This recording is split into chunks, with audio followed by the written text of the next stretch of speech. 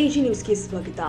ಇಂದು ಬೆಳ್ಳಂಬೆಳಗ್ಗೆ ರಾಯಚೂರಿನಲ್ಲಿ ಲೋಕಾಯುಕ್ತ ದಾಳಿ ಮಾಡಿದೆ. ಗ್ರಾಮೀಣ ಕುಡಿಯುವ ನೀರು ಸರಬರಾಜು ಇಲಾಖೆ ಎಇಇ ಮನೆ ಮೇಲೆ ದಾಳಿ ಮಾಡಿದೆ. ಸಿಂಧನೂರಿನಲ್ಲಿ ಎಇಇ ಆಗಿರುವ ಬಿ ವಿಜಯಲಕ್ಷ್ಮಿ ಮನೆ ಮೇಲೆ ದಾಳಿ ಮಾಡಲಾಗಿದೆ. ರಾಯಚೂರು ನಗರದಲ್ಲಿನ 2 ಮನೆ ಸೇರಿ 5 ಕಡೆ ದಾಳಿ ಮಾಡಲಾಗಿದೆ.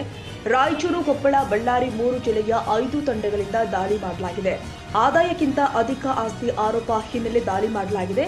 ರಾಯಚೂರಿನ ಐಡಿಎಸ್ಎಂಟಿ ಬಡಾವಣೆಯಲ್ಲಿನ ಮನೆ, ಗಂಗಾ ಪರಮೇಶ್ವರ ಲೇಔಟ್ನಲ್ಲಿನ ಮನೆ, ಯಾದಗಿರಿ, ಜೋಳದಡಗಿ ಹಾಗೂ ಸಿಂಧನೂರಲ್ಲಿ ಆರ್ಡಬ್ಲ್ಯೂಎಸ್ ಕಚೇರಿ ಮೇಲೆ ದಾಳಿ ಮಾಡಲಾಗಿದೆ. ಒಟ್ಟು 49 ಕಡೆಯಲ್ಲಿ ಆಸ್ತಿ ಮಾಡಿರುವ ಎಇಇ ಬಿ ವಿಜಯಲಕ್ಷ್ಮಿ ನಿವೇಶನ, ಮನೆ, ಜಮೀನು, ದಾಖಲೆ, ಚಿನ್ನಾಭರಣೆ ಪರಿಶೀಲನೆ ಮಾಡ್ತಾ ಇದ್ದಾರೆ ಲೋಕಾಯುಕ್ತ ಅಧಿಕಾರಿಗಳು.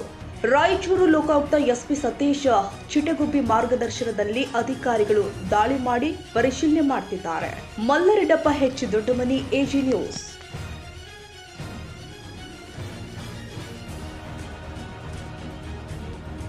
ಕನ್ನಡಿಗರ ಮೆಚ್ಚಿನ ನಿಮ್ಮ ಎಜೆ 24/7 ನ್ಯೂಸ್ ಕನ್ನಡ ವಾಹಿನಿ ಇದೀಗ ಟಿವಿಯಲ್ಲಿ ಲಭ್ಯ. ವೇಳೆ ನೋಟಿಸ್ ಕೊಟ್ಟಿದ್ರೆ ವಾಪಸ್ ತಗೋತೀವಿ. ಇವತ್ತು ವಕ್ಫ್ ಪ್ರಾಪರ್ಟಿ ಅಂತೇಳಿ ಬರ್ತದೆ ಅಂತ ಹೇಳಿದ್ರೆ ರೈತರು ಬೀದಿಗೆ ಬದಲು ಏನ್ ಮಾಡ್ಬೇಕಾಗತ್ತೆ? ಯಾರು ವೋಟ್ ಹಾಕಿಲ್ಲ ಅಂದ್ರೆ ಗ್ಯಾರಂಟಿನೆಲ್ಲ ಸ್ಟಾಪ್ ಮಾಡ್ಬಿಡ್ತೀವಿ.